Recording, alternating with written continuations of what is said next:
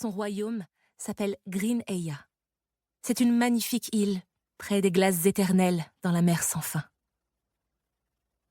Lentement, le visage de Soribel sembla se détendre, comme quand elle racontait une histoire le soir, devant la cheminée.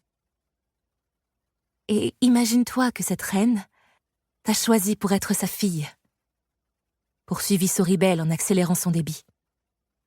Elle va t'emmener avec elle sur un bateau, vous traverserez la mer et quand tu arriveras sur l'île, tu seras une vraie princesse. Une Yalkonina. La Yalkonina de Green Eya. Et plus tard, quand tu seras grande, tu deviendras reine à ton tour. Yalkona de Green Eya. Marianne se dégagea, étudiant l'expression de la sorceber. Les yeux bleus de Soribel ne semblaient plus aussi tristes. Mais quelque chose clochait. « Tu viens, toi aussi ?» interrogea Marianne, redoutant déjà la réponse. Soribel, détournant le regard, la serra contre elle. « Je ne peux pas, ma princesse. Ma Yalkonina. Je ne suis qu'une sorceber qui n'a rien à faire dans un château. C'est toi que la Yalkona a choisi, pas moi. » Sa voix était devenue lointaine, détachée. « Je ne veux pas partir sans toi !» cria Marianne, s'agrippant à la sorceber. « Je sais, » murmura Soribel. « Mais comme tu es la plus sage des princesses de Terra, et que tu obéis aux lois de Neigel, tu vas le faire. » « C'est quoi les lois de Neigel ?» Les lois qui disent que les familles nobles des Islashgast peuvent adopter les orphelins des Closteri si elles n'ont pas d'héritier. Marianne eut l'impression de suffoquer. La Yalkona a perdu ses 3 enfants, poursuivit la sorceber d'un ton faussement enthousiaste. Et elle t'a choisi, toi, pour devenir sa nouvelle fille. Ce sera comme dans un conte. Tu auras des robes plus belles les unes que les autres. Tu dormiras dans un lit de plumes d'oie plus légère que les nuages.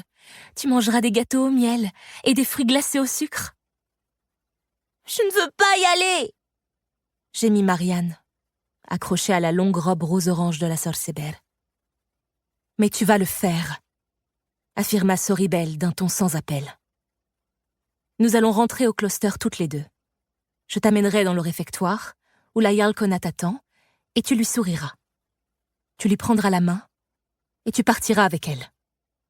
Tu comprends ? » Marianne était incapable de prononcer le moindre mot, d'esquisser le moindre geste.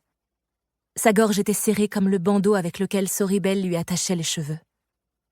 Elle voulut avaler sa salive, mais n'y parvint pas. Un trou noir menaçait de l'engloutir. Ses yeux étaient brûlants. « Je ne veux pas te voir pleurer, » prévint Soribel d'une voix froide. « Tu iras vers la Yalkona Afrika et tu ne te retourneras pas. Tu ne me feras pas honte. D'accord ?» Marianne hocha la tête sans pouvoir ajouter un mot. « Parfait. Allons-y. » Soribel se redressa et lui prit la main. Elles quittèrent la plage en direction du mur d'enceinte du closter, Marianne juste un demi-pas derrière, tirée en avant par cette main qui ne la lâchait pas. « Je dois dire au revoir à Coriane !» s'écria la fillette, pensant à l'amie avec qui elle avait grandi dans ces mêmes murs, sur la côte des marches d'Albion. « Je dois la prévenir !» « Je le lui dirai, » promit Soribel. « Allez, dépêche-toi. On ne fait pas attendre la Yalkona. » Marianne avança, mais ses yeux ne voyaient plus rien. Elle trébucha sur une touffe d'herbe drue et fut retenue fermement par Soribel.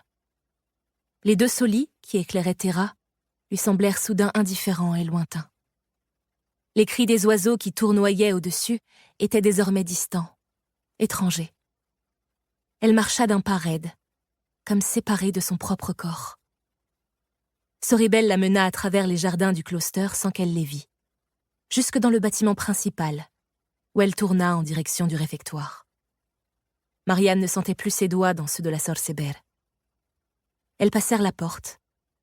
Devant elle se dressait une grande dame, aux cheveux blonds striés de gris, enroulée dans une natte épaisse autour de sa tête comme une couronne.